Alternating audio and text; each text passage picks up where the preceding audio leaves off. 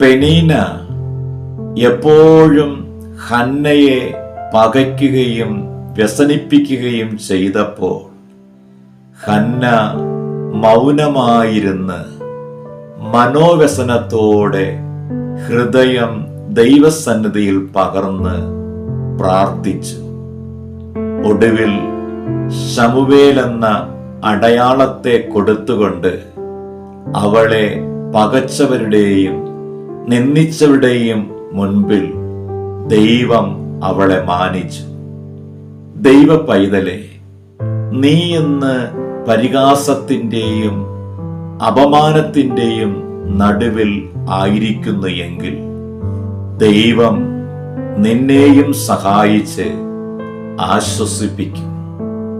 God bless you.